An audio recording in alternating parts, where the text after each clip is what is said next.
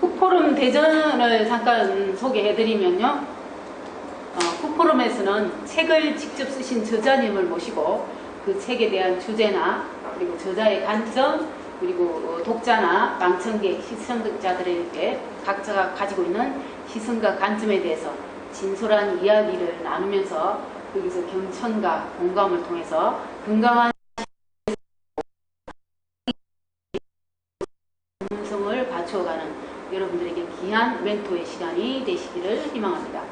좀 더 나아가서 각 개인이 가지고 있는 생각이나 감정이나 행동까지도 늘 의식으로 깨어 있어서 진실한 삶의 가치를 추구하는 진짜 살아있는 삶을 내가 먼저 살고 내가 먼저 변하면 내 주변에 있는 사람을 변화시킬 수 있겠죠. 옆에 있는 사람들까지도 도와주면서 서로 윈윈할 수 있는 삶을 추구할 수 있는 지식 실천 공동체의 문화를 추구합니다. 좋은 문화를 창출할 수 있는 좋은 기회에 제가 사회를 맡게 돼서 늘 흐뭇하고 뿌듯한 마음입니다. 앞으로도 좋은 저자와 좋은 책으로 여러분과 함께 좋은 지식 문화를 창출하는 데 힘써 보겠습니다. 자, 저를 도와서 공동의 MC 세 분을 모셨습니다. 제 왼쪽부터 돌아가면서 제 MC님 소개해 주시겠습니다. 안녕하십니까. 실패를 두려워하지 않는 조한솔입니다. 박수 한번 보니까요. 안녕하세요. 사람은 누구나 변할 수 있습니다. 그 변함을 보여준 남자 이용준입니다. 네, 안녕하세요. 톡톡 튀는 물방울 같은 여자 어혜린입니다. 우리 MC님 세 분은 각자 자기 소개하는 말도 참 자기 자신을 잘 이해하고 있는 이런 말인 것 같습니다. 잘 꾸며주는 말이고요. 자, 오늘 이 풋포럼 대전 지식인의 놀이터를 혼자서 이 상고의 고통을 이겨내시면서 이 자리에서 이런 놀이터를 준비해 주신 우리 신현봉 PD님 소개하시죠.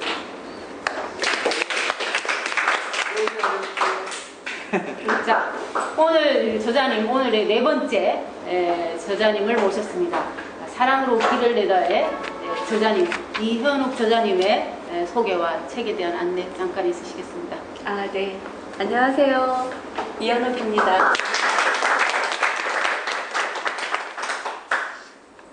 저는 현재는 그 대전 MBC에서 즐거운 오후 2시라는 프로그램을 방송 대본을 쓰고 있습니다. 안녕하세요부터 안녕히 계십시오까지 매일 대본을 쓰고요. 22년째 하고 있습니다. 그리고 시집을 6권 냈고요. 그 다음에 방송글 모음집, 그 다음에 저희 부모님께서 저희들을 가르치실 때 부모님께서 해주신 사랑의 비료, 그것들을 모아서 책을 낸, 사랑으로 길을 내다 라는 책을 낸 저자 이현옥입니다. 원래는 시를 쓰고요. 시 낭송을 하고 있습니다. 윤치영에서 매주 셋째 주 토요일, 내일이네요. 내일 4시에 또 신앙송으로 여러분들을 또 찾아뵙고 있고요. 굉장히 행복하게 일하고 있는 여자입니다. 고맙습니다. 제목을 처음 사랑으로 길을 내다라는 제목을 봤을 때는 어떤 내용인지 그랬는데 또 우리 저자님께서 그 부모님에게 받은 사랑을 또 멘트로 앞에 하니까 훨씬 가슴에 와 닿습니다. 그죠? 그래서 조금 가슴을 열고 사랑으로 길을 내는 시간이 되셨으면 좋겠습니다. 그죠? 네, 그 부모님들께서 어떤 부모, 저도 아이를 기르는 부모고 여러분들도 부모도 계시는데 자식들에게 다 사랑으로 길을 내주시죠. 실은 어떻게 생각하면 부모님들은 그 자신을 태워서 등불을 들고 자식들 가는 길을 늘 밝혀주세요. 그러나 이제 그 사랑이 어떻게 보면 집착인 사랑도 있고 너무 피곤하게 하는 사랑도 있고 이러는데 저희 부모님들은 다행히 그냥 방반한 사랑이지만 방반이 아닌 정말 보이지 않는 울타리로 어떤 그 오염되지 않는 어떤 물방울 안에 그 안에서 살게끔 해주신 그런 사랑으로 자식들이 굉장히 어렵고 힘들 때마다 또 넘어질 때마다 다시 일어날 수 있는 힘을 주신 그런 부모님이라고 생각합니다. 그래서 경제적으로는 굉장히 고생을 많이 했습니다. 그러나 그 고생을 고생인지 모르고 저희들이 살아나갈 수 있게 그런 힘을 주신, 그 사랑을 주신 부모님의 이야기를 담은 책. 그래서 부모님이 항상 저희들이 걷는 길 앞에 미리 쓰셔서 비바람도 좀 막아주시고 또 여러 가지 뭐 힘든 것들도 이렇게 치워주시고 하면서 먼저 걸어가신 그 길을 제가 사랑으로 길을 내다라고 표현을 했습니다. 네, 저자 소개는 너무 약하신데 우리 MC님께서 저자 소개를 대신하는 질문 하나씩 하시겠습니다. MBC 부산 작가로 활동하고 계신데요. 지금 네. 방송 작가를 길을 걷게 된 계기가 무엇인지. 네. 정말 굉장히 우연히 방송 작가가 됐습니다. 91년도에 제가 서울 MBC 여성시대에서 신춘편지쇼라는 편지를 이렇게 공모를 했습니다. 그래서 거기에다가 편지를 써서 냈습니다. 그런데 전국에서 정말 당선이 돼서 서울 올라가서 뭐 용인 자연농원에서 쇼도 하고 맞아. 그다음에 거기에서 상을 타고 그 이튿날 생방송을 하고 그리고 내려왔습니다. 그런데 이제 그것만으로 된 게 아니라 제가 아들이 둘이 있는데 둘째 아들을 태어나자마자 28일 만에 수술을 시키기 시작했습니다. 그래서 28일 만에 수술을 시키는데 의사 선생님께서 그런 말씀을 하시더라고요. 18살까지 얘는 수술을 해야 된다 해서 정말 저는 그 자리에서 기절하고 말았습니다. 산후 조리도 못해서 퉁퉁 부은 몸을 가지고 그 의사 선생님이 28일 만에 수술을 한 아이를 데리고 18살까지 수술을 해야 된다고 이렇게 말씀을 하셨을 때 정말 너무 견디기 어려운, 뭐 여러분들이 자녀를 키워보셨으니까 감기만 들어도 엄마는 정말 이 가슴을 도려내는 것 같은 그런 아픔을 가지고 계실 텐데 저는 그 작은 아들을 두 다리를 8번을 수술해서 늘 눈사람처럼 통기부스를 이렇게 하면서 그 아이를 키웠습니다. 그러면서 그 아이의 투병일기를 썼습니다. 그래서 그 투병일기를 모아서 아이야 우리 별 따러 가자라는 첫 시집을 냈습니다. 그래서 이제 그 내용을 그 신춘편지쇼에 써서 당선이 돼서 방송을 했는데 대전에 딱 내려오니까 대전 방송에서도 들었을 거 아니에요. 그래서 이제 대전 방송에서 저를 또 초대를 했습니다. 그래서 이제 시집도 소개도 하고 제 시집이 하여튼 뭐 여성동화, 여성중앙, 여원 이런 곳에 다 나왔습니다. 전국 그 잡지에. 그래서 대전 MBC에 출연해서 그 아이 키운 이야기와 엄마가 시집 낸 이야기와 이런 걸 듣고 방송을 했는데 방송하고 집에 갔는데 한 달 정도 됐는데 전화가 왔어요.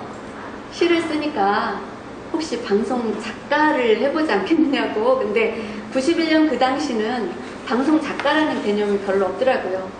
그래서 뭐 저 그거 잘 모르는데 어떻게 하는지도 모르고 저 결혼하고서 애만 키우고 살림만 한 여자라 잘 모르는데요. 그러니까 하여튼 와서 오기만 하면 가르쳐 줄 테니까 한번 해보자. 그래서 에이 뭐 가서 해보다가 안 되면 한 일주일만 하다 그만두자라고 생각을 했는데 어떻게 하다 보니까 이렇게 22년이라는 세월이 흘렀고요. 참고로 그 8번 수술한 저희 아들 지금 이제 32살이 됐거든요.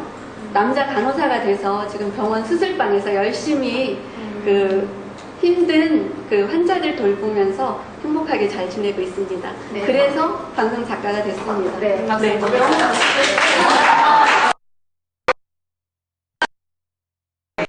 말이 좀 길었죠? 네, 저자님 많이 좀 깁니다. 질문이 많이 있거든요.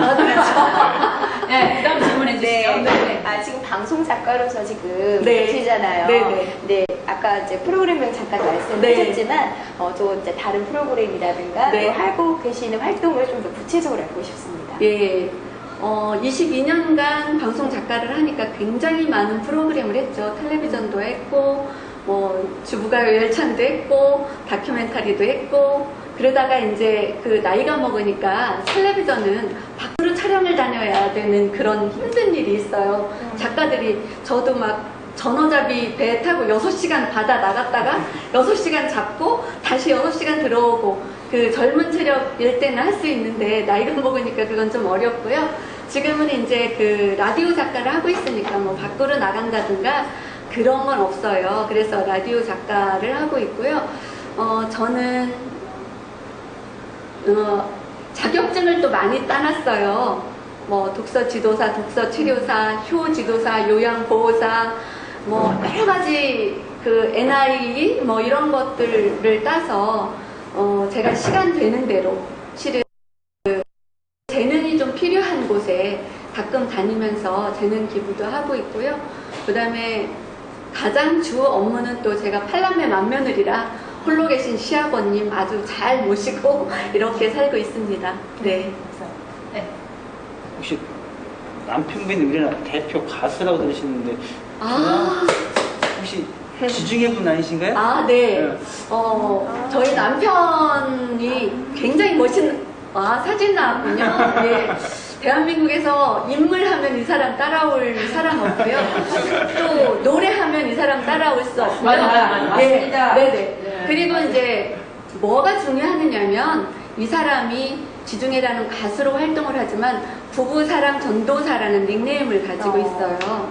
왜냐하면 이 사람과 제가 이제 결혼한 지 올해가 한 33년째 이렇게 되고 있는데 제가 21살에 이 사람 만나서 22살에 이 사람한테 시집와서 팔남매 맏며느리로 정말 층층 시동생들 결혼 다 시키고 저기 신혼 때 방 한 칸 이렇게 미닫이 방인데 시동생 둘 와 있어가지고요. 밤에 굉장히 힘들었어요.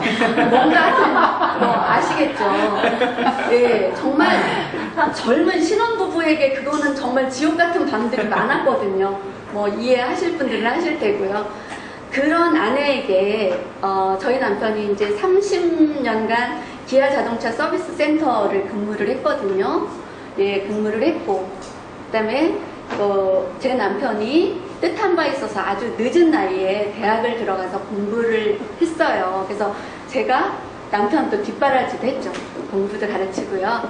그래서 이제 대학을 졸업하는데 50이 넘어서 대학을 졸업하는데 굉장히 뭔가 선물을 해주고 싶더라고요. 근데 이 사람이 어렸을 때 중학교 때 꿈이 가수였대요.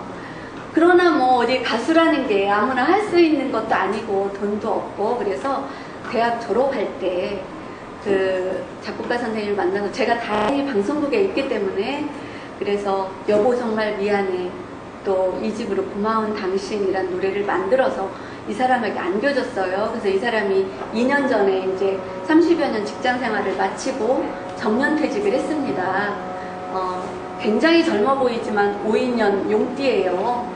네, 지금 어디 저랑 같이 나가면 저를 연상인 줄 아는 많은 분들이 계시거든요. 그래서 아주 멋지게 지금 제2의 인생을 정말 행복하게 그렇게 사는 가수인데요. 가장 좋은 게 실은 부부사랑 전도사 어디 가서든지 아내 사랑하는 노래를 부르고 있습니다. 그래서 여러분들 남편분 몇 분 오셨는데 배워서 아내한테 꼭 불러주시면 좋은 일 많이 생기실 겁니다. 네. 네, 감사합니다. 이번에는 우리 북포럼의 원래 주제에 맞춰서 예. 책에 대한 질문 좀 하도록 하겠습니다. 네네. MC님들 질문해 주시죠.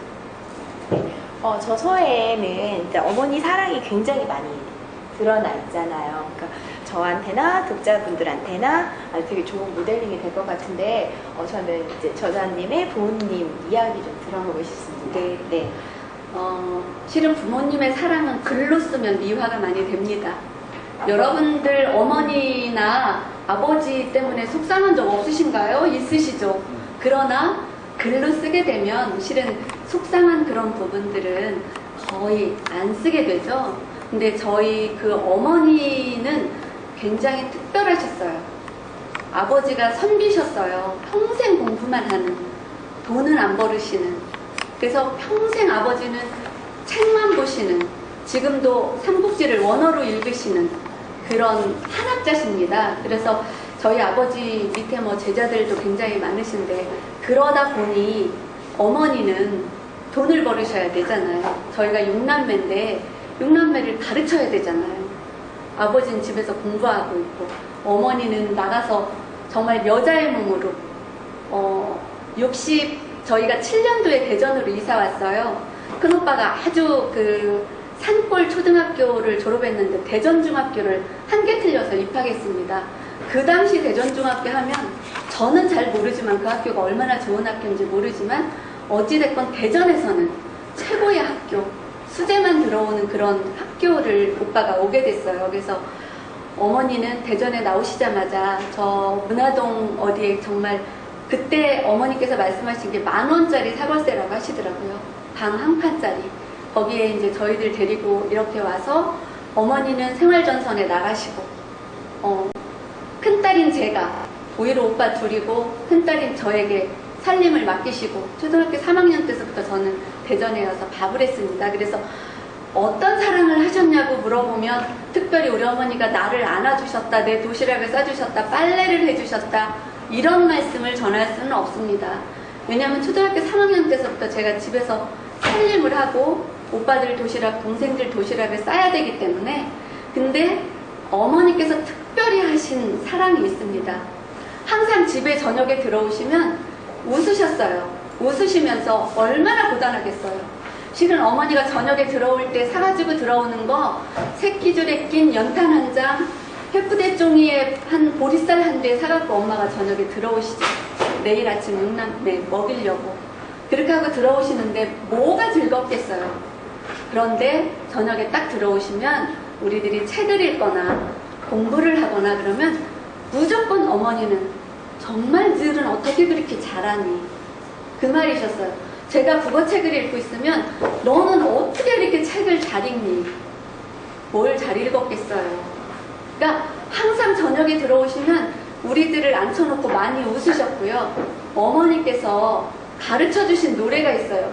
초등학교만 들어가면 어머니께서 가르쳐주신 노래가 있는데 어머니의 원 발음으로 하시면 저희 어머니 무학이십니다. 공부를 하나도 안 하신 분인데 이런 노래를 가르치셨어요. 어떤 거예요? I am so happy, I am so happy, I am so happy, if all day. 나는 기쁘다, 나는 기쁘다, 나는 기쁘다, 항상 기쁘다. 그 다음에 일본어로 와다시와 우레시, 와다시와 우레시, 또 중국어로 워정벨라, 워정벨라, 한국어로 나는 기쁘다, 나는 기쁘다를 저녁마다 들어오셔서 엄마가 그걸 부르셔서 저희는 초등학교 입학하면 학교 가서 선생님이 노래할 사람 하면 손들고 그 노래부터 불렀어요. 그래가지고 유난히 또 선생님한테 눈에 띄었죠. 사개국어로 노래하잖아요. 1학년이 그 산골에서 그리고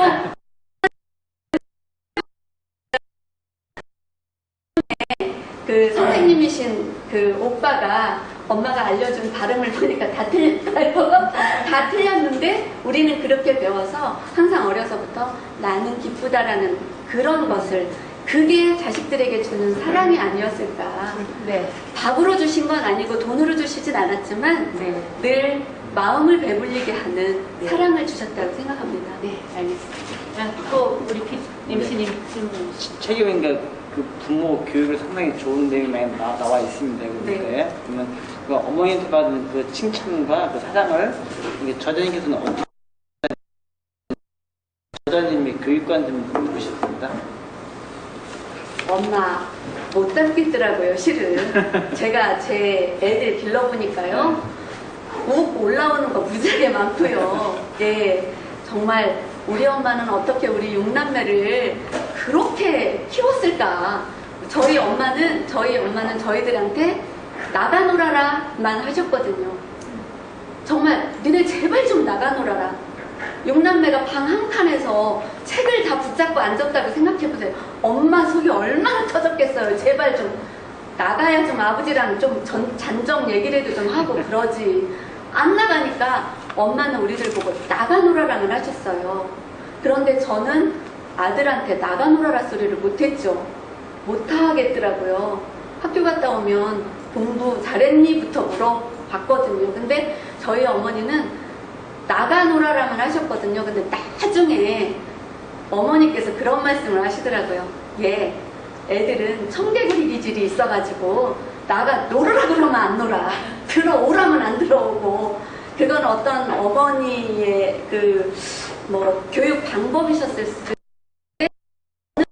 있는데 저희들에게 무슨 말씀을 하셨냐면 자식은 들어일러 내가 꺼라 이런 말씀을 하면서 저희들을 길렀어요. 그게 무슨 말이냐면 자식은 절대 남 앞에서 내 자식을 흉보거나 혼내거나 야단치면 안 된대요. 다른 사람 보는 데서는.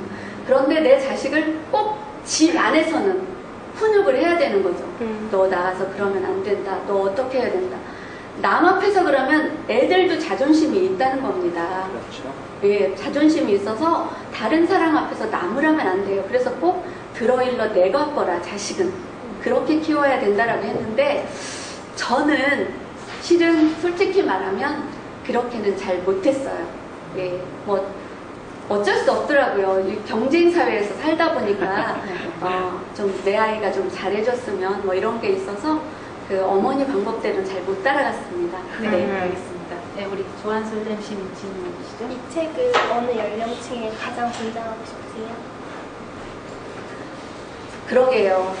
아주 젊은 사람들은 그 예전 너무 이렇게 고생했던 이야기들이 들어서 요즘 현대 학생들은 참 이해가 안 되겠지요. 그래서 보통 뭐 40대 이상이면 그래도 어느 정도 이해를 할 것 같고요. 혹여 실은 학생들이 이 책을 봐서 이해를 해준다면 저는 참 고맙겠어요. 왜냐하면 이렇게 어려운 집 6남매가 아무것도 부모가 뒷바라지 해주지 않은 그저 정말 어떻게 생각하면 그냥 부모님의 말의 비료로만 저희들을 키우셨거든요.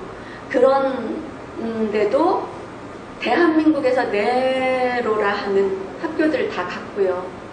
지금 또 유수의 기관에서 다 지내고 있고요. 이러다 보니까 정말 학생들이 좀 읽으면 우리 부모는 나한테 왜 이러지? 그게 아니라 정말 우리 부모님 너무 감사하다라는 생각을 할 것 같아서 실은 뭐 골고루 좀 읽었으면 좋겠습니다. 아, 저 사진인데요. 저희 아버지 굉장히 멋쟁이세요. 굉장히 멋있으세요. 저희 어머니도 굉장히 순박하게 생기셨죠. 선비의 아내라 평생 저렇게 돌아가시기 그날까지 비녀하고 한복 입고 그렇게 다니셨어요. 저희 어머니 한복 입고 골목을 나가시면 진짜 예쁘셨어요. 예. 아버지 지금도 모시 적삼 이렇게 입고 계시면 제가 가면 아버지 정말 학 같으세요 라고 말씀드리고 하는데 정말 멋있으세요, 두 분이. 그리고 이제 한 가지 굉장히 감사한 일이 있어요. 남편이 평생 돈을 안 벌으면 여러분들은 어떡하시겠어요? 네, 그죠? 네.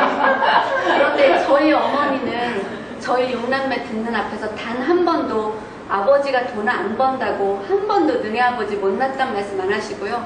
항상 저희들한테 세상에서 가장 훌륭한 분은 네 아버지시다. 니네가 공부를 잘하는 것도 수양산 그늘이 광동팔신이라고 큰 산의 그늘로 너희들이 공부를 잘하는 것이다 라고 말씀하셔서 정말 세상에서 가장 훌륭한 분은 아버지라고 존경하는 분 써내려면 항상 우리 아버지를 써냈습니다. 그게 이제 제가 결혼해서 조금 바뀌었어요. 남편이 돈을 벌어가지고 생활이 좀 어렵더라고요. 근데 우리 엄마는 평생 돈 안 버신 학자 선비인 남편과 살면서 얼마나 힘들었을까. 아주 나중에는 그런 생각이 들었어요. 근데 정말 어머니 위대하십니다. 네. 맞아요. 세상 모든 어머니는 네. 위대하시고 우리 인간의 신은 어머니라고 모신이라고 합니다. 네, 그래서, 네. 예. 자, 이제 자유 토론 시간을 갖도록 네. 하겠습니다. 우리 MC님 각자 그러니까 사실 아니면 사대 네네네. 저 사대입니다. 예.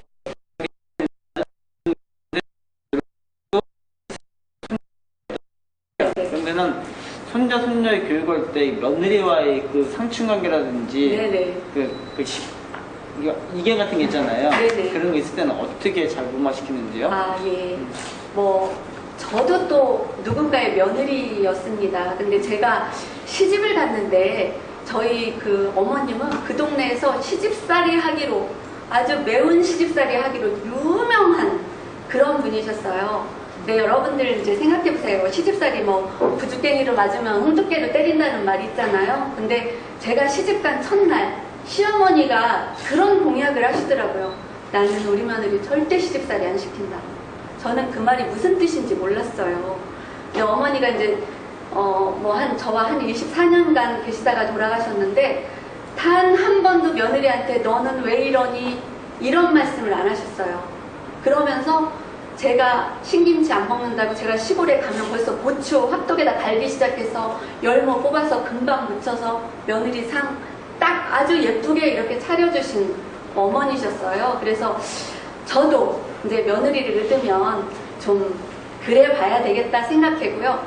결혼하고 나서 초창기에는 제 바람은 제발 나 같은 며느리는 안 얻기를, 제발 나 같은 며느리는 안 들어왔으면 하는 그런 생각을 가진 적도 굉장히 많았어요. 왜냐하면 제가 8남매 맏며느리로 들어가서 어른들에게 실은 잘 못했거든요. 저는 뭐 도시서 살고 있고 어른들은 시골에서 농사 지으시고 하니까 뭐 이렇게 자주 가서 도와드리지 못하고 실은 어른들이 일하실 때도 저는 밭에 나가면 저희 어머니께서 절대 못 나오게 너는 네 고운 손을 그렇게 와서 하면 안 된다고 그래서 정말 그런 줄 알고 안 나가기도 하고 뭐 이렇게 했어요. 그런데 한 가지 저희 며느리들에게 굉장히 감사한 일이 있더라고요. 저희 시아버지께서 효자상을 타셨어요. 그래서 그 밑에 있는 8남매가 정말 요즘 같지 않게 굉장히 부모한테 잘하는데 그걸 보고 아들이 잘해서인지 실은 요즘은 니들 뭐 효도를 해라 이런 말 안 하잖아요. 근데 저희 며느리 둘이 있는데 저희 집하고 셋이 집 비밀번호가 똑같습니다. 엄마가 언제 어느 때 오셔도 따고 들어오세요. 그저께 제가 그 텔레비전에서 시어머니가 비밀번호라서 문 따고 들어와서 기분 나빠 죽겠다는 며느리 이야기를 듣고 제 남편과 그런 얘기를 했어요. 야, 우리 며느리들은 어째 그럴까? 비밀번호를 엄마 잊어버릴까봐 똑같이 셋집이 다 큰 며느리 작은 며느리 엄마네 집하고 똑같이 해놓고 언제든 문 따고 들어오세요. 이렇게 말해줬을 때 제가 특별하게 며느리들한테 이래라 저래라 안 했어도 어쩌면 남편의 모습을 받거나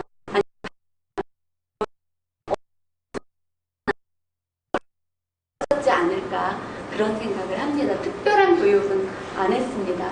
네, 알겠습니다. 또 지금 작가님 혹시 지금 뭐 북한이 중학교 2학년 무서워서 못 내려오는 네네네. 들어보셨나요? 네, 들었어요. 네, 그게 지금 아이들 사춘기 그 정서가 굉장히 불안하다는 우스갯소리가 있는데 이런 사춘기를 둔 부모님들한테 한마디 좀 조언을 해주고 싶거나 뭐 이렇게 말씀해주고 싶은 게 있다면 어떤 게 있을까요? 저희 이제 오빠가 고등학교 선생님 하다가 지금 중학교 2학년 담임하고 있습니다. 대단하시는데요. 한문 선생님인데 오빠가 내려오셔서 항상 그런 얘기해요. 우리 애들 때문에 북한 애들 못 와.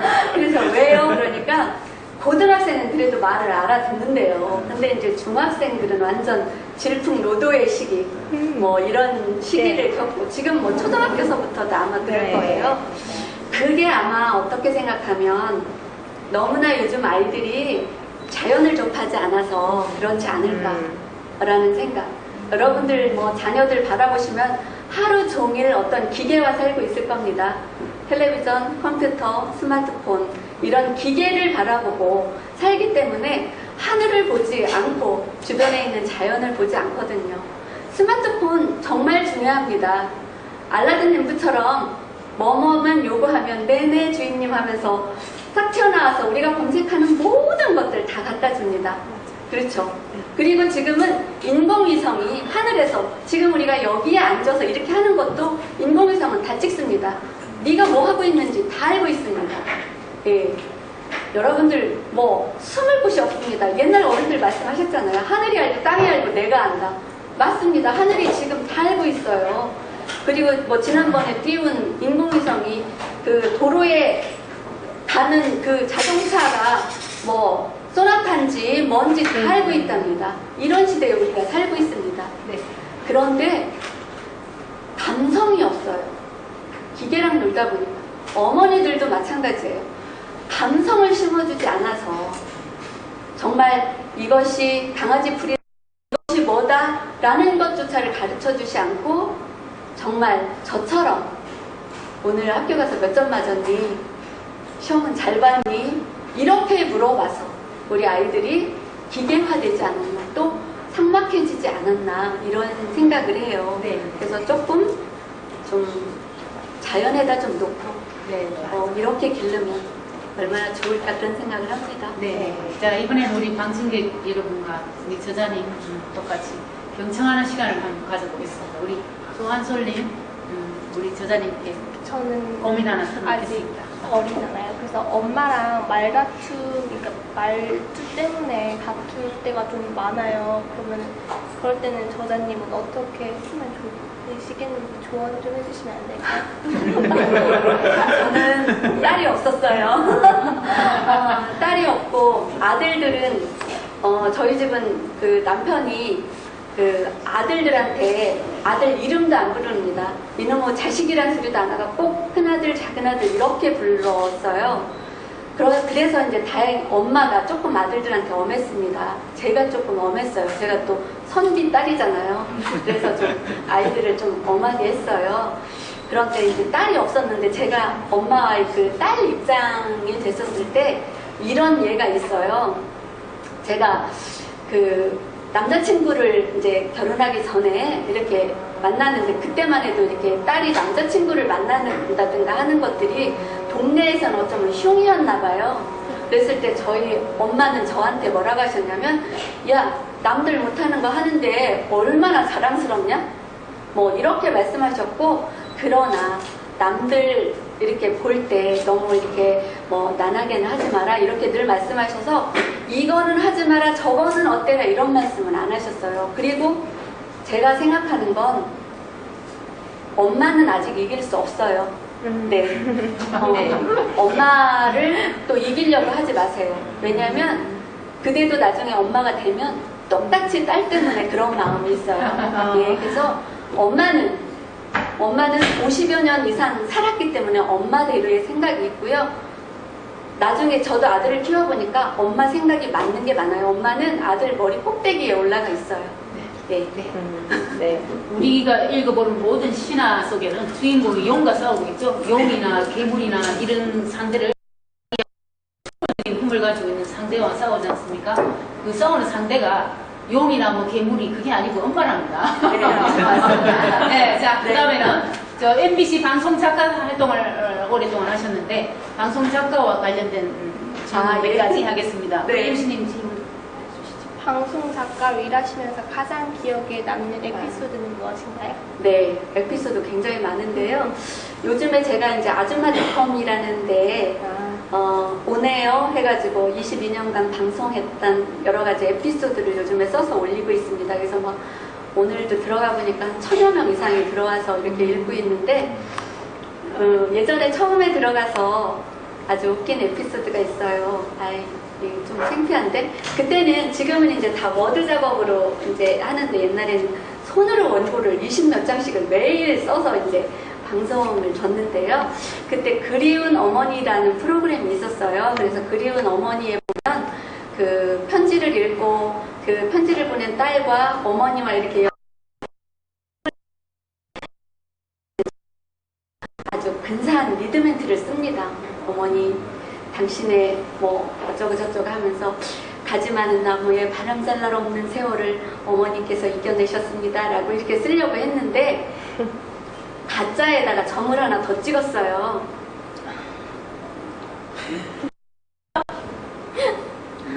안 웃으시는 분 그냥 따라 웃으세요.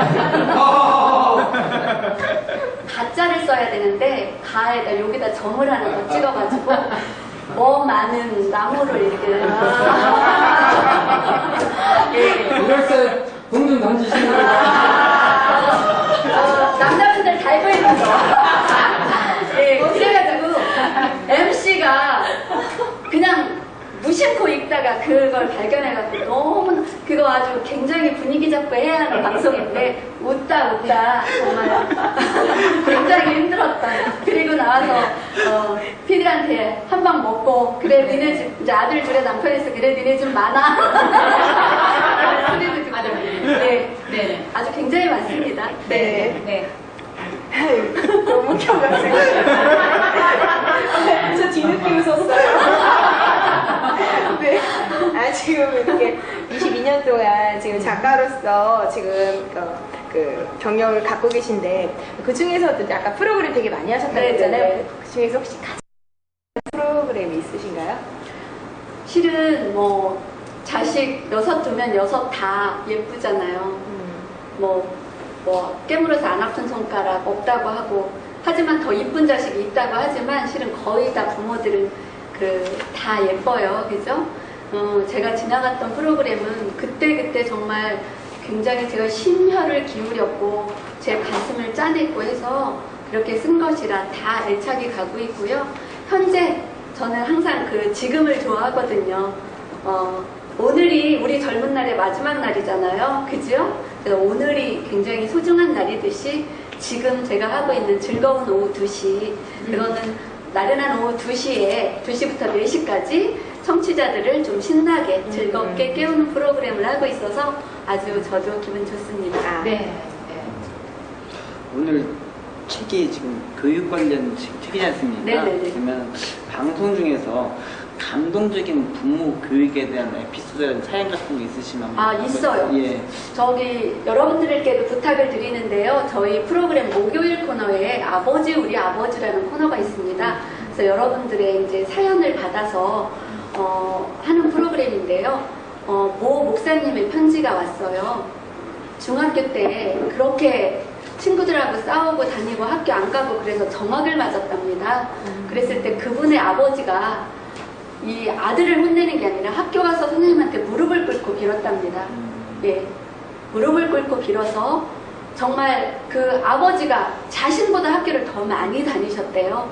그렇게 해서 나중에 그 아버지가 무릎 꿇고 있는 걸 한번 봤답니다. 교장 선생님 앞에서, 담임 선생님 앞에서.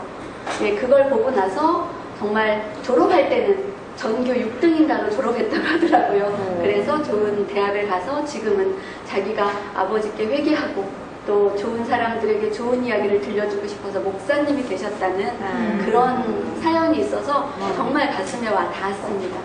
네. 방송 작가가 되는 방법이 있다면 우리 젊은 청취자들. 지금은 길이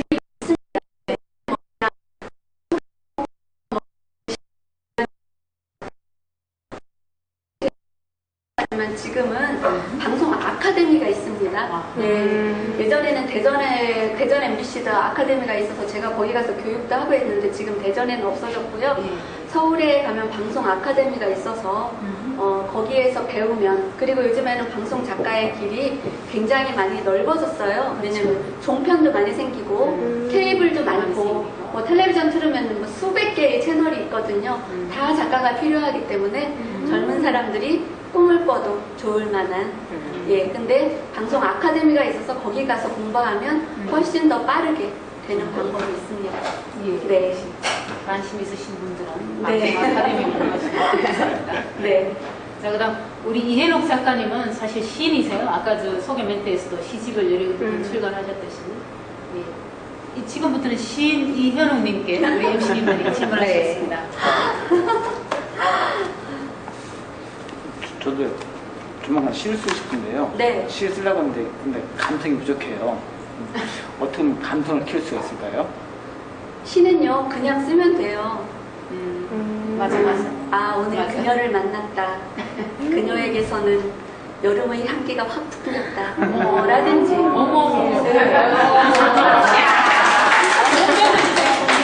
만약에 그녀에게 꽃의 향기가 풍겼다 하면 조금 식상할 수도 있잖아요. 그래서 그냥 생각나는 대로 쓰시는 게 실은 시예요. 제가 대학 가서 문창 공부를 하다 보니까 시를 좀 못 쓰겠더라고요. 왜냐면 시는 이렇게 써야 된다, 저렇게 써야 된다 교수님들이 가르쳐 주시는데 정말 그렇게 안 써왔는데 참 힘들더라고요. 그래서 감성 개발은 아무래도 제가 보기에는 자연만한 것이 있을까. 우리가 힘들거나 어렵거나 하면 사람인 자의 나무 목자가 휴자 아니겠어요? 그죠? 네. 나무에 기댄다고는 하지만 그게 이제 자연에 기댄다는 뜻이거든요. 저희는 다행히 제가 이제 58년생이다 보니까 어렸을 때 뭐 소꿉장난이라든가 뭐 산에 들 따르면서 뭐 진달래 따먹고 이런 것들 다 해봤잖아요. 오빠들 따라다니면서 뭐 오빠들이 하는 뭐 쥐불놀이서부터 이런 것도 자치기도 어느 때는 해보고요. 이런 것들을 했던 것들이 어쩌면 감성에 도움이 됐고요. 실은 저는 어렸을 때 너무 학교에서 왕따를 당해서 감성이 좀 풍부해졌어요. 제가 이제 그 초등학교 2학년 때 대전으로 이사를 왔거든요. 큰오빠가 대전중학교 합격하는 바람에. 근데 엄마가 학교를 갈 때 좀 가방을 하나 사서 이렇게 매서 보내주셨으면 참 좋았을 텐데, 제가 초등학교 때는 이렇게 보자기에다 해서 허리에다 메고 학교 다녔거든요. 그래서 제가 대전 대신초등학교로 전학을 왔는데 3학년 그 첫날 들어가는데 애들이 막 책상을 치면서 웃는 거예요. 천직이 왔다고. 저는 그게 무슨 뜻인지 몰랐어요. 그런데 보니까 친구들은 다 하얀 운동화에 빨간 가방들을 다 메고 있었는데요. 저는 검정 고무신에 이렇게 보자기로 된 그 가방을, 이제 보자기로 싼 가방을 메고 학교를 가서 그때부터 초등학교 6학년까지 너무 힘들었고요. 저는 그냥 도시에 떠있는 하나의 섬이었어요.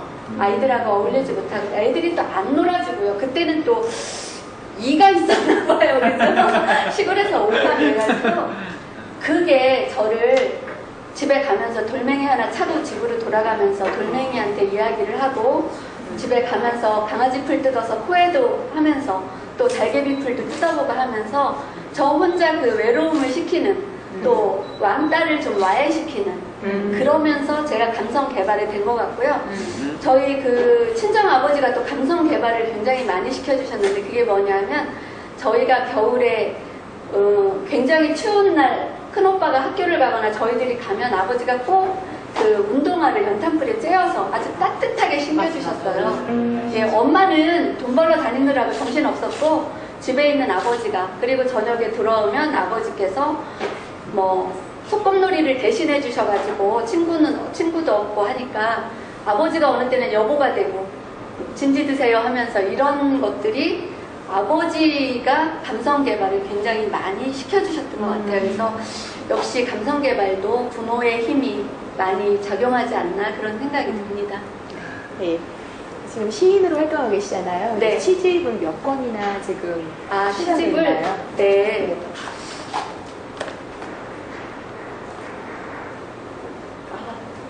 기억이 안 나실 정도로 아니요, 많지는 않고요. 네. 그 첫 시집 그 투명인들을 쓴 아이야 우리 별 따러 가자. 그 다음에 친정 아버지 시만 쓴 친정 아버지라는 테마로만 쓴 친정 아버지. 그 다음에 읍내동 연가 사랑은 날 것일 때 맛있다. 그 다음에 은혼식 기념일에 저희가 결혼 25주년이 있을 때 그 다른 사람들처럼 웨딩, 그 앵콜 웨딩을 할까 하다가 그 남편이 매달 1일이면 저에게 메일을 보내줍니다. 지금 한 15년째 한 달도 빼지 않고, 예, 이 메일을 모아서 남편과 제가 주고받았던 걸로 책을 낸 그대 안에 내가 있네, 요 책도 냈고요. 그 다음에 뭐 방송글 모음집 사람답게 산다는 것은도 있고요. 사랑으로 길을 내다라고 해서 8권 정도 되고 있습니다. 예. 이 책에서 가장 애착이 가시는 시 한 편만 낭송해 주시면 안 될까요? 예. 가장 애착이 가는 것보다도 제가 이제 시를 쓰면서 엄마를 생각한 그 시를 불러오진 않았는데, 예. 엄마를 생각하면서 쓴 시가 하나 있었는데요. 책이 있으신 분은 90쪽을 한번. 저희 그 친정엄마를 조금 더 설명을 해드리자면 10년 전에 위암으로 돌아가셨어요. 그런데 저희 그 친정 부모님은 두 분을 사후 신체를 병원에 기증을 하셨어요. 그래서 어머니께서 돌아가시고 난 후에 어머니 몸을 병원에 기증하셔서 2년간 어머니가 의학 발전에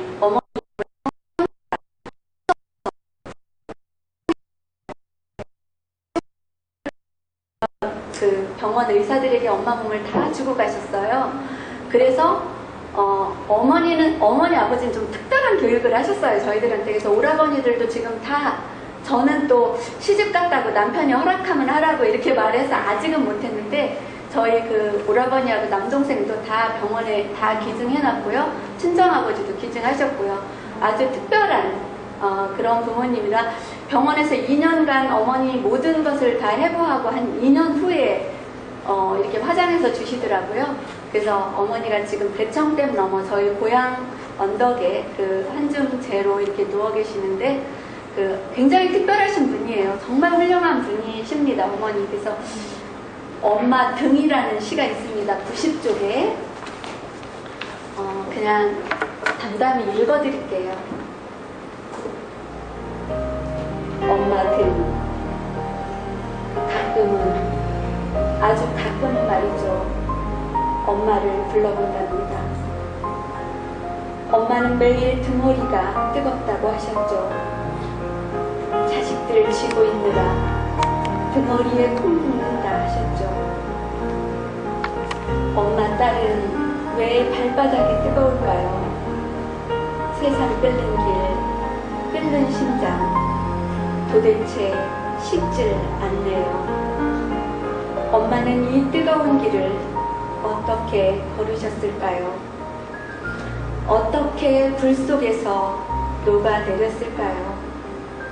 불큰한 슬픔덩이 밀고 올라와 가을산에 박혀를 합니다. 토해놓은 슬픔에 온 가을 불났습니다. 라는 시입니다.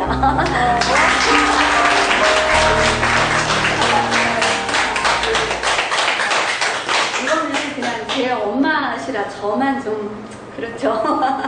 예, 엄마가 왜 자식들은 참 이상해요. 좀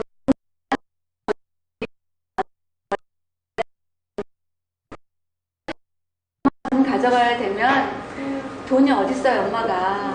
예, 그래서 맨날 그 육남매가 아침에 가방 들고 나서면 제일 무섭다고.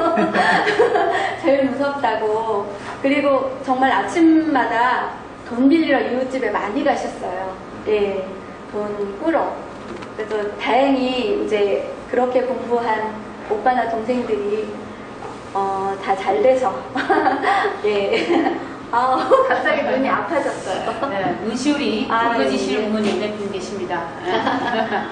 그 책을 제가 읽다 보니까요, 우리 이형 작가님 집에 그 가훈이라고 하나요? 네네네. 그 부분이 사자성어가 예. 있던데, 네네네. 그걸 조금만 풀어주시면서 소개해 주시겠습니다. 네. 저희 집 그 가훈이 저희 아버지께서 화이분류라고 정해주셨어요. 화이분류, 섞이되 흐르지 마라. 라는 건데, 굉장히 어려웠어요, 실은. 근데 이제 아버지가 선비시라 그 중용의 도를 아버지는 실은 많이 지키시긴 하셨어요. 근데 그 섞이되 흐르지 말하면 세상에 나가서 여러 사람들과 같이 섞이기는 하되 그 사람들이 좋은 길이면 같이 따라갈 수 있지만 네가 판단해서 혹시 그 길이 네가 가지 않아야 할 길이면 같이 흐르지 마라. 그렇다고 혼자 고립돼서 살 수 있는 세상은 아니기 때문에 누구와도 어울려서 누구와 함께해서 누구라도 같이 해서 함께 그 사람들과 지내긴 하되 그 사람들이 가는 길이 옳으면 같이 가고 혹시 네 자신이 옳지 않다고 생각하면 그거는 이제 그 사람들이 옳지만 이제 제가 옳지 않다고 생각하면 함께는 흐르지 마라라는 그런 뜻을 가지고 있습니다. 근데 좀 많이 어려웠어요. 같이 친구들하고 뭐 많이 놀러도 가고요. 가끔 데이트하면서 아버지도 가끔 속이고요. 다 그랬어요. 예. 우리 MC님들 혹시 또 자유롭게 질문하실 거 예. 있으면 질문하실까요? 충분히 잘 들었습니다. 네. 자, 우리 북포럼은 매주 첫째 주 금요일에 저자님을 모시고 진행합니다. 7시 반에서 8시 반까지는 메인 사회자를 중심으로 세 분의 MC로 공동 진행하고요. 8시 반부터는 방청객 여러분들에게 질문을 받습니다. 혹시 방청객 여러분 중에서 질의응답하시는 시간을 갖도록 하겠습니다. 저자님과 직접 대화하실 수 있으십니다. 혹시 질문해 주시면 좋겠습니다. 왜 이렇게 주체할 수 없이 눈물이 나. 진정 음악 이야기는 다 이렇게 될 줄 알았습니다. 이렇게 하려고 했는데 네, 놓치고 말았습니다. 네. 질문하시죠. 저희는 엄마 아버지가 지금 85세, 아버지가 87세 그러신데 남의 엄마 아버지는 80이 넘으시면 아 허상이다 그렇게 생각을 했었거든요. 네. 이제 내일 저희 큰딸이 할머니 할아버지 돌아가시기 전에 할머니 할아버지 다니시는 교회 가서 네. 두 분 살아계실 때 국악 찬양을 하고 네. 이렇게 선물을 하고 싶대요. 네. 그래서 특별한 날을 만들었어요. 네. 내일 출발해서 좋습니다. 모레 한복을 차려입고 이렇게 준비를 해갖고 이제 가려고 한 200명 넘게 떡하고 과일을 다 이렇게 예약을 했어요. 아, 예, 좋습니다. 이제 그런 마음으로 제가 들어서 그런지 눈물이 주저주저 너무 감명 있게 들었고요. 그때 주셨던 그 시집도 제가 굉장히 너무너무 좋았습니다. 아이고, 죄송합니다. 다시 한번 배우고 싶고 제가 요즘 신앙송에 푹 빠져 있는데 감정이 안 살아난다고 교수님이 그러시더라고요. 네.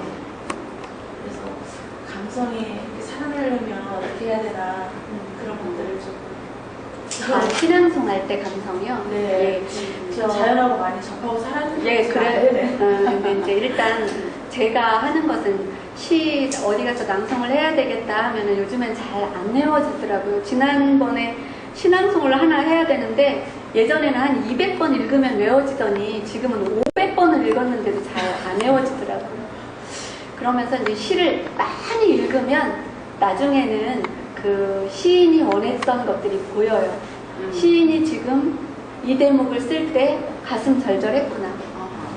이 대목을 쓸 때 마음이 아팠겠구나가 느껴지면 아마 그게 느껴지는 순간 그때 감성이 좀 살아날 것 같고요. 그리고 저는 시 낭송하실 때 그냥 있는 목소리 그대로 하시는 게 가장 아름답다고 생각이 듭니다. 많이 시는 무슨 웅변이나 이렇게 꾸며서 하는 게 아니기 때문에 그냥 본인이 가진 가장 좋은 목소리, 어떤 목소리도 상관없거든요. 그 목소리대로 시를 하시면 그게 가장 멋있다고 생각합니다. 네. 네. 또 질문 받겠습니다. 네. 오늘 정말 좋은 말씀 많이 들었고 너무 감사합니다. 죄송합니다. 감사한데 아까 저기 작가님 말씀하신 것처럼 네. 그러니까 요즘은 아무래도 이제는 자연하고 요즘 젊은 아이들이 네. 접하지 않잖아요. 네. 그래서 혹시 요즘 아이들이 쓰는 시를 어떻게 느끼시나요? 젊은 학생들이 쓰는 시? 예. 예. 그러게요. 이제 제가 이제 젊은 작가들이 쓰는 시도 좀 읽어보고요. 그러는데 실은 여러분들이 지금 제 책을 보고 공감하시는 거는 거의 다 저와 좀 비슷해서 공감을 하시는 것 같고요.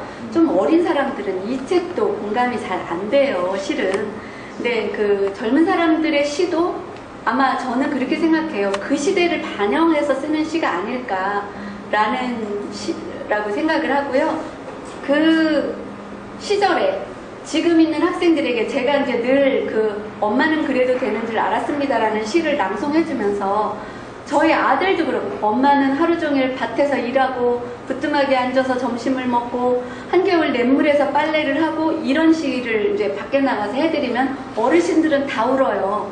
근데 요즘 아이들에게 그 시를 보여주면 우리 엄마 맨날 화장하고 어디 다니느라고 바쁜데 그렇게 되거든요. 그래서 그냥 젊은 학생들이 쓴다 하는 시들은 요즘 현대가 이렇구나 라고 그렇게 이해를 해주시면 좋을 듯 해요. 네. 제가 어린이집을 지금 네네, 어린이집. 네. 우리 아이들이 보면은 너무 삭막해요. 네네. 맞습니다. 그래서 좀 엄마들한테 제가 좀 우리 아이들 좀 자연으로 좀 네네네. 내고 선생님은 그러는데 엄마들이 안 하죠. 네. 그래서 아까 작가님 말씀대로 공부해라. 네. 그러고 진짜 스마트폰 아이들 네네. 이렇게 넘기는 거 보면은 네. 정말 놀라울 정도. 돌진한 손녀딸도 이거 돌립니다. 네. 그런데 대전에 한 신앙송가 아는 분은요, 꼭 유치원 어린이들에게 신앙송을 시켜서 어떤 무대에 꼭 세웁니다. 그래서 뭐 합동시도 이렇게 하게 하고요. 제 여동생도 유아교육과를 졸업하고 어린이집 원장 뭐 이렇게 월급 원장까지 하다가 엄마들이 와서 글씨 안 가르친다고 뭐 이래가지고 그거 과감히 그만두고 다른 일을 택했습니다. 우리나라 엄마들은 아이를 유치원에 놓으면 그때부터 글씨를 가르치고 곱셈을 가르치고 나눗셈을 가르치라고 한다고. 이건 아닌 것 같다.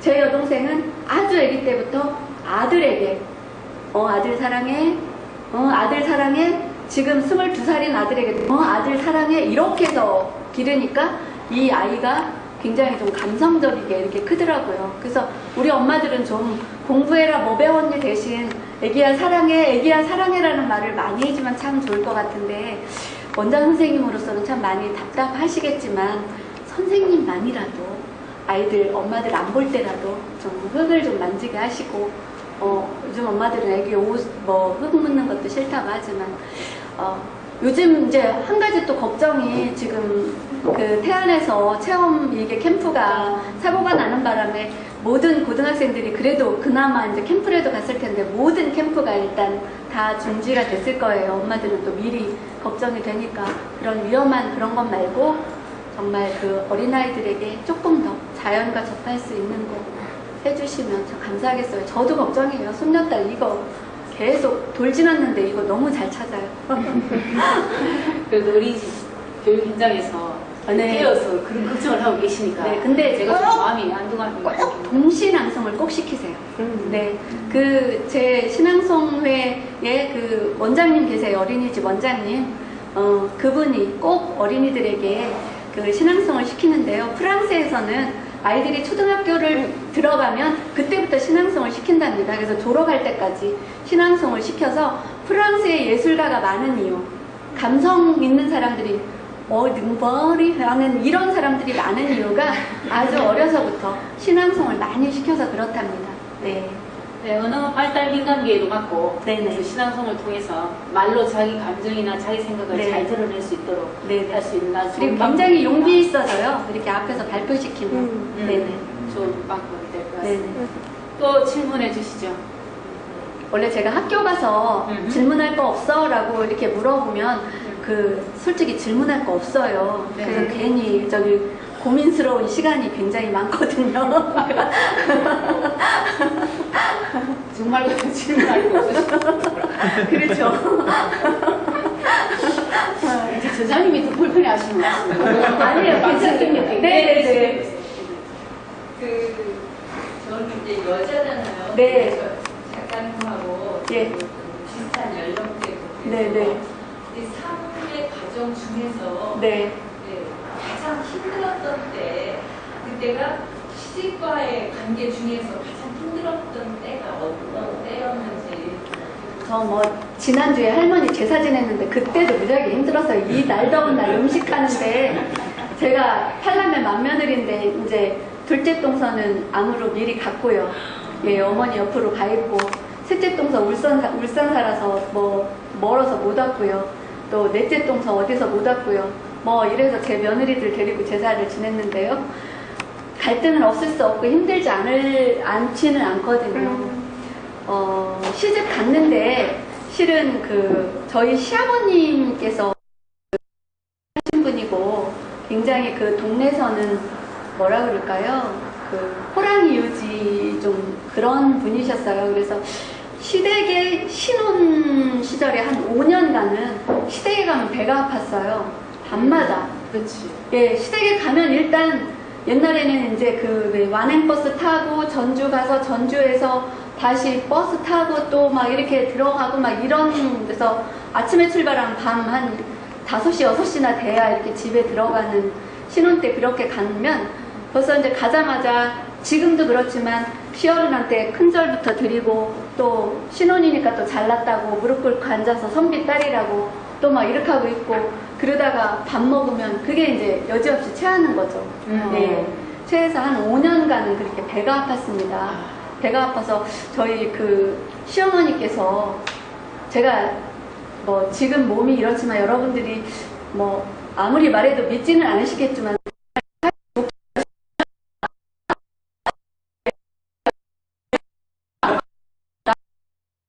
이렇게 몸 약한 애는 맏며느리 어렵다고 그렇게 했는데 뭐 이런 말도 듣고 했는데요.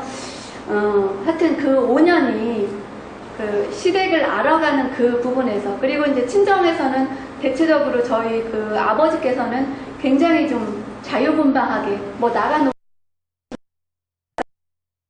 시댁에 가니까 뭐 동네 모든 분들에게 가서 절도 해야 되고 막 이런 것들을 다 시키셔서 굉장히 어려운 점은 있었어요. 배가 많이 아팠어요.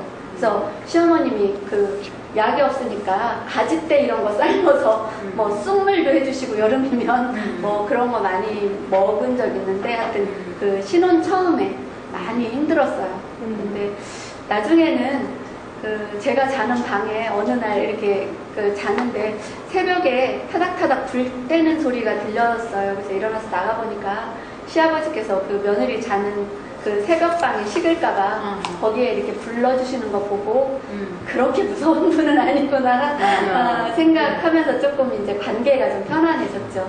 네. 아, 그런 억압들이 신체적인 반응을 네. 그렇더라고요. 그래서 학교 선생님들이 혹시 애가 막 배가 아프다고 하면 혹여 이 아이들이 뭔가 좀 무거운 짐이 있지 않을까 한번 생각해 보시면 참 좋을 듯 해요. 네네. 제가 질문해도 될까요? 네네. 네, 저는 제 생각에 제 교육관은 저자님 교육관이 맞다 생각하거든요. 네네. 예, 근데 우리나라 교육을 가장 망치는 사람이 누구냐면 그 옆집 아줌마들이거든요. 네, 그렇죠. 네, 맞아요. 자기는 자기 구간을 가지고 가려고 하는데 옆집에서 가만히 안 놔두거든요. 네, 뭐 학원도 그러니까 다 보내고 막 때문에 네네. 엄마들이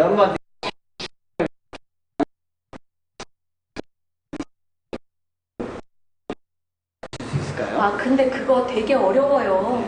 자식 기르다 보면 엄마가 휘둘리지 않을 수 없어요. 예, 다행히 저는 좀 저희 그 엄마랑 좀 비슷한 성향을 가지고 있어서 그런지, 아니면 저 신혼부터 월급쟁이 남편하고 살아서 돈이 많지 않아서 그런지 저희 두 아들을 학원에를 보낸 적이 없어서 학원 이런 거는 잘 모르는데, 그때도 제 아들 또래 아이들이 막 이제 학교 갔다 오면 학원을 가잖아요. 그러면 저는 그렇게 이거 내가 뭔가 잘못 가는 거 아닌가라는 생각을 굉장히 많이 했는데, 그러면서도 무슨 생각을 하냐면 내 아이가 행복하다면 네, 괜찮을 것 같다라고 생각을 해서, 실은 돈이 없어서 학원은 못 보냈지만 이건 순전히 돈이 없어서 못 보냈어요. 갈등은 굉장히 많이 했습니다. 나도 보내고 싶었고. 그런데 이제 결국 나중에 보니까 내 아이들이 그래도 많이 이렇게 행복하게 컸다는, 대신 운동을 많이 해서 고3인데 수험 공부 안 하고 뭐 길거리 농구대회도 나가고 야구도 하고 막 이렇게 애들이 건강한 정신을 가지고 커서 그나마 좀 다행인데, 이런 생각을 했어요. 나중에 내가 얘를 학원을 안 보내서, 우리 아들이 이제 그 초등학교 다닐 때는 마땅히 외삼촌이 나온 서울법대를 나올 줄 알았어요. 공부를 참 잘해서. 중학교까지 공부를 하는데 중학교 가니까 또 뭐 전국이 해당돼서 서울에 뭐 SKY는 가겠구나라고 생각을 했어요. 고등학교 들어가니까 그냥 서울에 있는 대학을 갈 수 있겠구나라고 이렇게 생각을 했습니다. 근데 고등학교 2학년 때 이제 그 기아가, 아빠 회사가 IMF가 오고 아빠 회사가 막 어려워지고 그러면서 저희가 이제 남편이랑 둘이 그 길거리에서 저녁에 그 남편의 월급이 잘 안 나오고 그래서 길거리에서 계란빵 장사를 했어요. 근데 고등학교 2학년 된 아들 데려다가 계란빵 배달시키고 이렇게 해서 키웠거든요. 네, 그랬는데 대전에 있는 그냥 국립대학 장학생으로 잘 다녔습니다. 그래서 실은 이 아이를 학원을 좀 더 보냈거나 돈이 좀 돈 저 있었으면 보냈을 겁니다. 실은 예, 갈등 많이 했으니까. 근데 이제 그렇게 하지 못해서 마음은 그런데, 실은 저는 제 주관을 잘 지켰지만 아들한테는 좀 미안하거든요. 그래서 엄마들이 그렇게 자기 주관대로 간다는 거 쉽지 않습니다. 네. 네, 저기 22살 나이에 결혼하시고요. 네. 어린 자녀를 또 18분 또 수술을 하시고. 네네네. 금방 막은 또 이 계란빵 장사를 하면서 아빠한테 계란빵 배달하면서 참 어려운 고비와 역경을 참 잘 이겨내셨어요. 네네. 그래서 정말 이 회복 활력성이 대단히 높으실 거예요. 아니 이제 저한테 다행히 그러니까 엄마가 긍정 마인드를 심어주신 거죠. 왜냐하면 그 말씀 좀 많이 해주시고. 예, 그 남편이 돈 안 벌죠. 네. 그죠? 엄마 하루 종일 여자가 그 당시에 나가서 할 수 있는 일이란 정말 우리가 바라보면 매일 눈물 나는 일을 엄마가 해오셨잖아요. 근데 저녁에 들어오시면 그렇게 웃으셨어요. 그렇게 웃으셨고요. 그렇게 웃고 오빠가 대전중학교를 졸업하고 경기고등학교를 갔어요. 아, 좀 자랑 좀 할게요. 그런데 그 아들을 서울로 보내면서 여러분들 같으면 어떡하겠어요. 뭐 하숙집이다 뭐들 다 얻어주죠. 돈 없어서 그냥 차비만 줘서 올려보냈대요. 그랬더니 오빠가 도서관, 독서실 왜 요만한 한 칸 있잖아요. 거기 들어가서 이제 경기고 1학년 생활을 시작한 거죠. 일주일을 굶다 생각하니까 너무 배가 고프시더래요, 오빠가. 그죠? 그래서 이제 선생님한테 저 실은 대전에서 왔는데 이렇게 독서실에 있습니다. 그랬더니 그 당시는 그 경기고 학생한테는 그 입주과외라는 게 있어서 아주 부잣집에 입주과외를 이렇게 시켜줘가지고 편지가 왔습니다. 오빠한테. 제가 일은 기억이 나는데 어머니 걱정하지 마십시오. 하얀 쌀밥에 계란 후라이를 해서 도시락을 싸줍니다. 여기서. 네. 오빠가 대전중학교 다닐 때는 꽁보리밥에 그냥 고추장 아니면 김치였거든요. 근데 서울 가서 입주과외를 들어가니까 쌀밥에 계란 후라이를 해서 오빠를 그렇게 3년간 그분이 오히려 오빠를 뒷바라지해서 자기 아들을 가르치라는 게 아니라 그래서 그분이 서울법대를 보내셨어요. 그러면서 이제 고등학교 때부터 그 집에서 받는 돈을 집으로 내려보냈죠. 고등학생이. 네. 엄마가 고생하고 밑에 동생이 5이나 있으니까. 그리고 오빠가 저희들한테 한 얘기가 이런 얘기를 해줬습니다. 고등학교 1학년 서울로 가면서 가난을 이길 수 있는 방법은 공부밖에 없다. 왜냐하면 우리가 부모님이 돈이 많아서 돈을 물려받을 수 있는 건 아니고 그렇다면 우리가 할 수 있는 거 우리가 지금 이 가난을 물리칠 수 있는 방법은 우리가 공부하는 길밖에 없다. 어떤 어려움이 있어도 동생아 공부를 멈추지 말고 하거라 라는 말을 해줬어요. 그래서 저희 작은오빠 지금 고등학교 학교 선생님이신 작은오빠가 20살까지 양복점에 다녔어요. 그러다가 20살에 중고등학교 검정고시에서 공주 사대 가셔가지고 선생님이 되셨고요. 저는 초등학교만 졸업하고 결혼을 했습니다. 그러다가 중고등학교, 대학원까지 공부해서 아주 늦게. 그래서 저희 큰오빠께서 저한테 그런 말씀 하세요.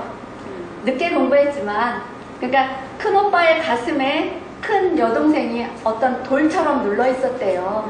왜냐하면 엄마 대신 살림을 했기 때문에 공부를 할 수 있는 형편이 안 됐고요. 그런데 나중에 어찌됐건 그 오빠의 당부도 있었고 그래서 제가 초등학교 나와서 중학교 나온 남자랑 결혼을 해서 그 남자 고등학교, 대학교 공부 다 시키고 저는 남편보다 공부 조금 더 해서 대학원까지 나와서 지금 이제 대학에도 나가고 이러면서 살고 있어요. 네. 부모님이 사랑으로 길을 내주시면서 어떤 걸 가르쳐 주셨냐면 실은 그 성공은 넘어지지 않고 달려서 꼴이 나는 게 성공이 아닙니다. 넘어졌을 때 어떻게 일어나서 다시 달리느냐. 그게 문제거든요. 그래서 저희들이 굉장히 그런 것에 부딪혔을 때, 힘들었을 때 다시 일어나서 걸을 수 있는 거. 엄마가 늘 너는 할 수 있다. 너는 잘할 수 있다. 이런 말씀으로 해주셨기 때문에 아마 늦게 공부도 맞춰서 우리 그 가족들이 가지고 있는 그 특히 아버지 가슴에 그 맺혔던 못도 빼드리고 그랬던 것 같습니다. 네. 말은 생각에서 나오는데 좋은 생각과 좋은 말이 좋은 인생을 만들고 있습니다. 그죠? 오케이. 네.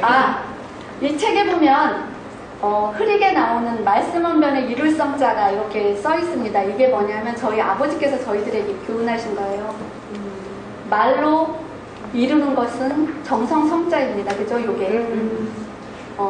우리가 교회 가서 기도하거나 절에 가서 뭐 이렇게 하는 것이 다 기도잖아요. 정성 들이는 거잖아요. 가장 중요한 건 정말 좋은 말을 쓰는 거예요. 저희는 지금까지 살면서 그 부모님의 비유가 뭐였느냐면 단 한 번도 너희들은 안 될 것이라는 소리는 안 들었어요. 우리나라 부모님들 대체적으로 뭐 싹수가 없네, 내 자식 싹수 없어서 뭐가 시원합니까? 절대 자녀들에게 하지 않아야 할 말이 그런 말입니다. 그래서 단 한 번도 저희 아버지께서, 이거 저희 아버지 글씨예요. 말씀원변의 정성성자가 항상 말을 정성스럽게 하라고 이렇게 가르쳐 주셨고요. 여러분들 지금 앞으로 10년 후 내가 어떻게 살 것인가가 궁금하시죠? 그러면 내가 지금 어떤 말을 많이 쓰는지 생각해 보세요. 여러분이 오늘 뿌린 씨앗이 10년 후에 커다란 나무가 되어서 분명 여러분에게 돌아옵니다. 네. 좋은 열매로 돌아오기를 바랍니다. 네. 땡큐. 네.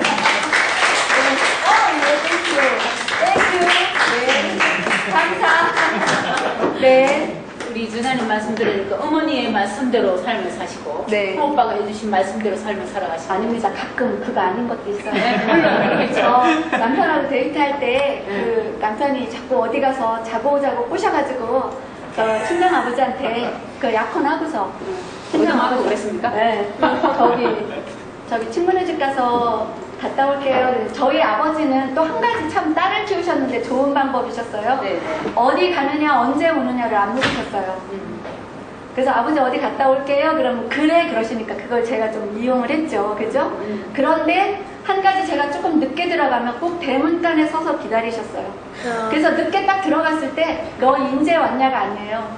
왔냐? 그렇게 하고 들어가시거든요. 그래서 아 늦게 들어가면 아버지가 여기서 몇 시간 서 있을지 모르니까 좀 일찍 가야겠다 그런데 솔직히 연애할 때는 일찍 안 들어가셔서 아버지가 대문간에 참 여러 번 서 계신 적도 있습니다. 뭐 그렇게 뭐 똑바르게 살거나 그러지 않았어요. 왜냐면 좀 작가는 자유분방한 것도 있답니다. 네. 예. 참 아름다운 영화의 한 장면 같다, 그죠? 네. 아버지가 딸 늦게 기다리는 딸을 네네. 위해서 대문강 밖에서 네네, 딸을 네. 기다리고, 그러니까 막 기다리면서 분노나 화가 올라와서 이거 뭐 이렇게 나오는 게 아니고 왔냐? 삼키셨겠죠. 아마 제가 예전에 남편을 기다리다 보니까 처음 몇 시간은 막 화가 나다가 너무 늦으면 뭐 걱정되고 막 이러잖아요. 그런 게 있는 것도 아버지가 그냥 그 다 큰 딸이 사랑에 빠졌나 보다 하고 처음에는 화가 나셨다가 나중에는 이제 좀 늦게 오면 걱정이 되셨겠죠. 딸이니까. 그러다 들어오면 그냥 왔냐 하고 들어가셨는데 그게 제가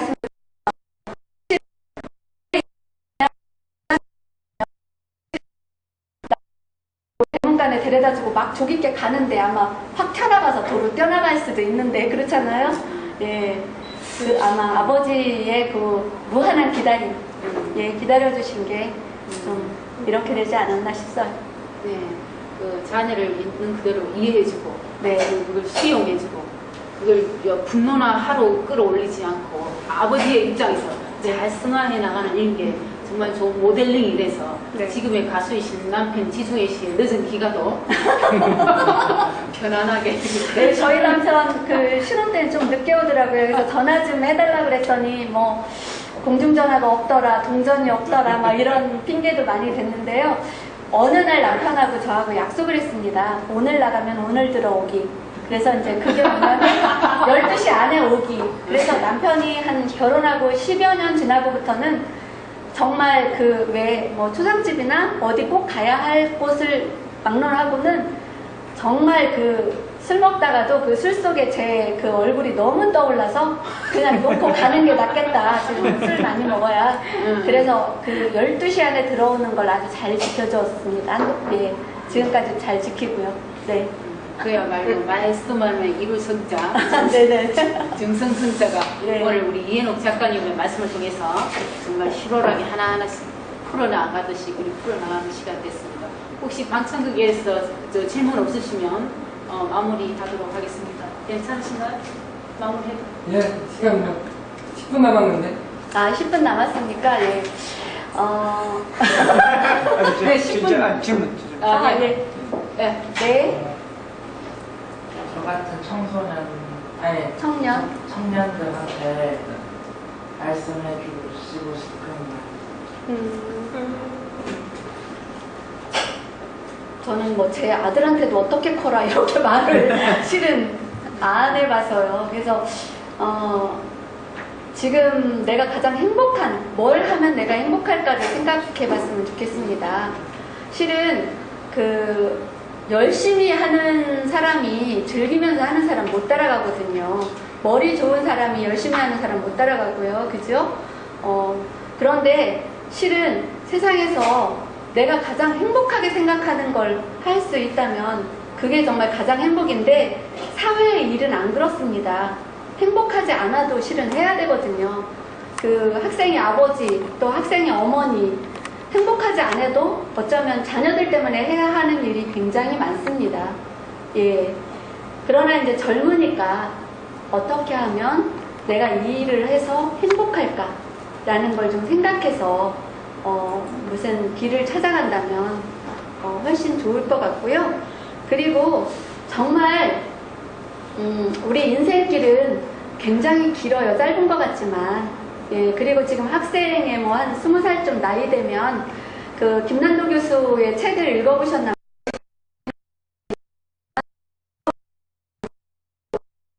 하는 그런 시기거든요. 그래서 아직 여러분들 내가 앞날에 어떻게 될지 나는 또 엄마들이 그래요. 어린 애들을 보고 이렇게 자녀들을 두고서 얘는 뭐가 될지 꿈이 없다 이렇게 얘기하시는 엄마들 굉장히 많거든요. 자기 아들을 놓고 얘는 뭐가 될지 어째 꿈이 없는 것 같다라는 얘기를 굉장히 많이 하는데 이제 아직 해가 뜨지 않은 그 시기에 있는 내 아들들에게 어떻게 꿈을 가지라고 할 수 있겠어요. 근데 꿈이라는 것은 저희 큰아들도 보니까 아주 어렸을 때는 교통순경이 꿈이었고 조금 있다가는 빵집이 꿈이었고 그때그때 이렇게 굉장히 많이 변하잖아요. 그래서 교통순경 한다고 할 때는 그게 왜 좋을 것 같니? 라고 물어보니까 제복도 멋있고 오르락이도 불고 이래서 멋있다고 하고 빵집 주인이 된다면 왜 그러니? 그러니까 세상에 빵집 앞을 지나가면 그 냄새가 엄마가 빵을 잘 안 사줘서 돈이 없어서요. 그게 그렇게 많이 먹고 싶어서 나는 나중에 그냥 빵집 아저씨가 될 거야 라는 그런 꿈을 가졌다고 해요. 그러다가 그 아들의 꿈도 많이 변하니까 지금 우리 아들이 하는 일이 가장 본인한테 제가 물어보거든요. 너 그 일 행복하니? 그러니까 행복하다고 합니다. 예, 그래서 행복 찾아가면 조금 힘들어도 참아내지 않을까 그런 생각이 듭니다. 네. 이거 좀 추상적인 얘기네요, 실은. 왜냐면 각자 다 다르기 때문에, 예. 근데 이제 제일 행복한 일, 내가 이 일을 했을 때 제일 즐거운 일, 행복한 일, 좋은 일, 인정받은 일, 이 일을 찾으십니다. 네. 이 말씀. 네.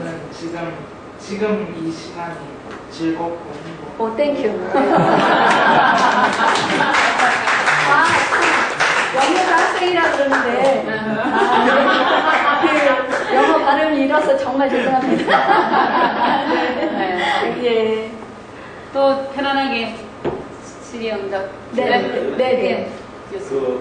우리나라 이 사람들의 이 계층을 보면 현재 이제 30, 40대가 있고 50, 60대가 있고 70, 80대는 이제 우리 이현옥 작가님은 50, 60대에 이제 하나의 층을 이루고 또 이제 그 사랑을 많이 준 부모님은 이제 70, 80대 이제 세대인데 우리 대한민국의 이 경제권을 누가 가지고 있는가 하면 현재 이 50, 60대가 다 가지고 있습니다. 네, 그렇죠. 그런데 이 50, 60대의 경제력은 남자들의 경제력이지 50, 60대 중에 여자들은 좀 이렇게 우리 경제 발전에 가장 기여를 못한 계층이 50, 60대의 여자입니다.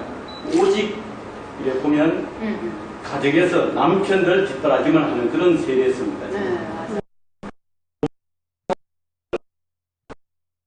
하고 직장생활을 했는데 바로 우리 50, 60대들은 남자만 중심으로 컸기 때문에 바로 작가님도 그래서 오빠는 서울에 가서 유학까지 보내는 공부를 워낙 잘해서요. 네, 자네도 우리 50, 60대는 다 그랬습니다. 남자 애들하고 여자들은 고등학교만 아무리 공부 잘해서 고등학교까지만 하고 했는데 지금 작가님을 보니까 참 우리 모든 50, 60대의 남자들이 원하는 참 인생을 이렇게 잘 이해하면서 참 곱게 했다 하는데 제가 무슨 말씀을 질문의 여지는 그러다 보니까 우리 50, 60대의 여성분들이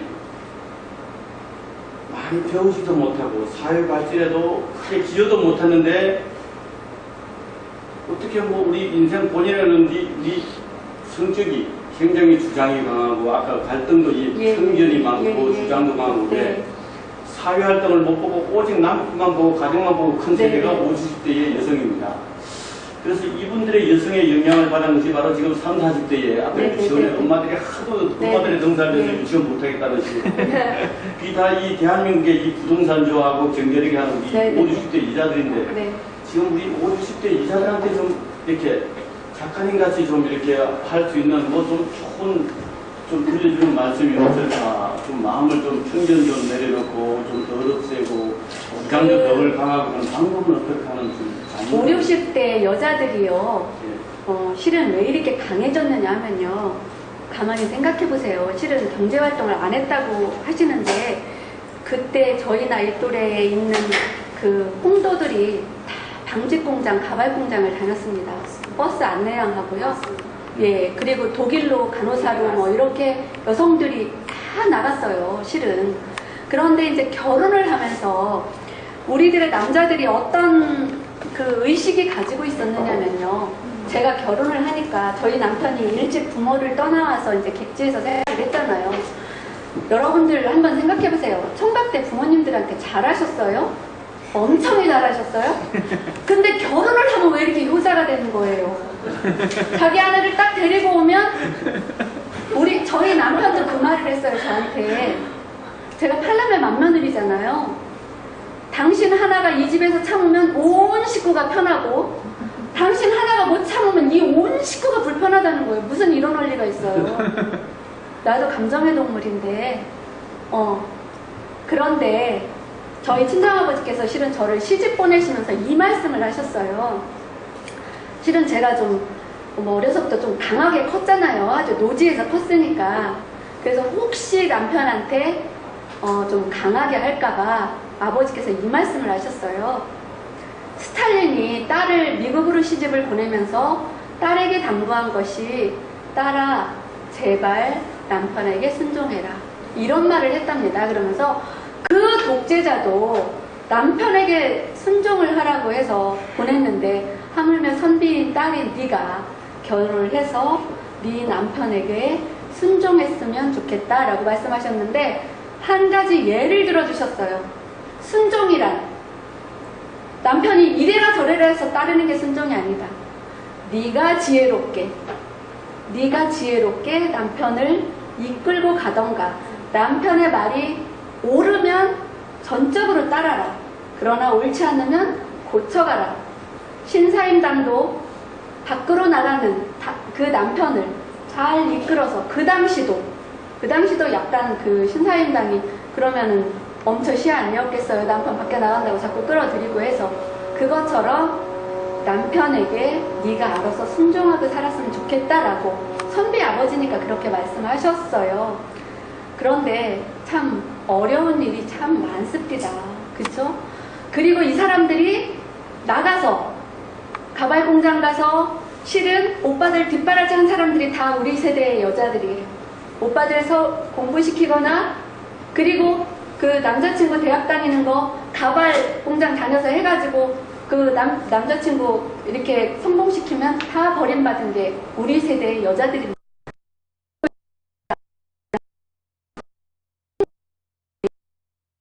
사회가 5, 60대 여자들을 실은 굉장히 강하게 만들었고요. 또 남자들이 그 나이 들면서 내 아내를 제 남편은 조금 덜하긴 해요. 제가 이렇게 보면 내 아내가 여자라는 걸 잊어버려요. 내 아내가 여자라는 걸 잊어버리고 내 아내는 애들 엄마 또 내가 원할 때 팝콘처럼 돈 안 받고 해주는 뭐 아니면 시댁에 잘하는 그런 여자 이렇게 생각하기 굉장히 쉽거든요. 그런데 한번 생각해 보세요. 아내를 결혼하고 한 20여 년 지나고 나면 뒤에서 한번 꽉 안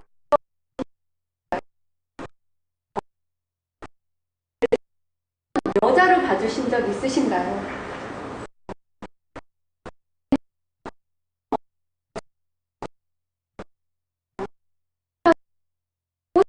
보면 돈으로 저 뭐하러 이렇게 사왔어? 라고 강하게 하지만 정말 눈물나게 고마워하는 게 여자거든요.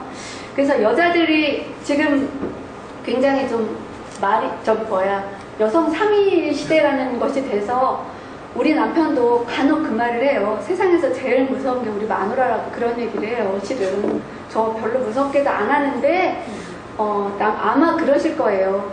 여자들이 괜히 남편한테 잔소리하고 이런 것들이 좀 듣기 싫으신데요.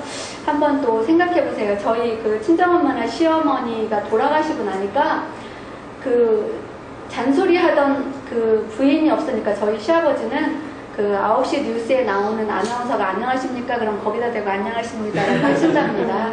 네. 그냥 내 아내의 잔소리, 아, 내 아내가 있구나. 또 내 남편이 있구나. 라고 생각하고 살면, 조금 힘드시겠지만, 네. 여자들이 그래서 강해졌습니다. 그 당시 정말 여자들이 모두 산업사회로 다 내몰렸어요. 그리고 생각해보세요. 농사 지을 때도요, 아버지는 모내기하고 좀 큰일 소로 밭갈고 하죠. 나머지 걷어서 콩 두드려서 갈무리 하는 거 다 엄마들이 했어요. 엄마들이 일을 안 한 것 같지 않아요. 우리 엄마들, 여자의 힘이 대한민국 끌고 왔습니다. 실은 아버지들 그거 갈아놓고 심어놓고서 막걸리 마시고 밖에 나가서 뭐 장에도 가고 뭐 소 팔아서 노름도 하고 또 이웃집 여자도 만나고 이렇게도 했잖아요. 근데 엄마들은 실은 콩 타작 두드려서 콩 하나 혹시 버려질까봐 그거 다 엄마가 했지 아버지가 합니까? 그래서 여자들이 조금 강해진 것 같고요. 네. 아, 말 너무 많아져. 10분 하셨습니다. 아, 왜 이렇게 말이 많은 거야? 아니, 우리 교수님이 그런 질문 안 하면 제가 하려고 했는데 좋은 질문해 주셨고 좋은 답변 해주시고. 아이고, 근데 제 말이 딱 맞을 수는 없고요. 그냥 제 생각에 그렇습니다. 네. 8월 9일은 둘째 주 금요일 날 진행하겠습니다. 개똥 치우기보다 더 쉬운 강아지 길들이기. 이 저자님과 이 책을 갖고 북포럼 지식인의 놀이터 진행하도록 하겠습니다. 네. 그리고 8월 9일 MC를 모집하겠습니다. 혹시 주제가 또 애완견 기력이 반려견에 대한 이야기니까 혹시 애완견에 관심 있으신 분, 그리고 책을 좋아하시는 분, 그리고 방송 출연의 경험을 좋아하시는 분, 제 옆에 조한솔 학생은 CS 강사가 꿈이거든요. 이런 좋은 경험이 유능한 CS 강사가 되실 것 같고요. 그래서 8월 9일 날 MC 출연을 원하시는 분은 저희 운영진 측에 말씀해 주시면 섭외하는 쪽으로 하도록 하겠습니다. 자, 서울 북포럼이 있습니다. 그죠? 서울 압구정에 가면 서울 북포럼은 매주 수요일 7시 지금처럼 인터넷 방송으로도 되고 압구정 가면 이렇게 포럼식으로 진행하고 있습니다. 셋째 주 매주 수요일 되니까 다 나와 있네요. 아주 좋은 책들이 많이 나와 있습니다. 네, 이렇게 되고요. 자, 9시까지 진행을 여기서 마무리 짓고 스태팅 파티가 있습니다. 뒤에 준비해 드리겠습니다. 그 사이에 저자님 사인도 받으시고 인증샷도 찍으시고 좀 더 프리한 방송과 다른 사람의 시선을 조금 편안히 할 수 있는 대화를 나누시다가 귀가하시면 되겠습니다. 이렇게 저자님께 박수 한번 보내드릴까요? 마지막 인사드리겠습니다. 저는 저한테는 굉장히 소중한 책이지만 실은 이왕이면 굉장히 이름난 작가와 함께 하셨더라면 훨씬 더 좋으셨을 텐데 저와 함께 해주셔서 너무 감사하고요. 제가 여러분께 드린 말씀이 혹여 여러분들 세상 살아가시는데 조그마한 디딤돌이라도 됐으면 정말 감사하겠습니다. 고맙습니다. 저를 도와주신 세 분의 MC님과 그리고 혼자서 방송을 다 챙겨주시는 우리 신연동 PD님께 박수 한번 보내드립니다. 네, 그리고 우리 전체 모두를 위해서 박수 한번 더 치고.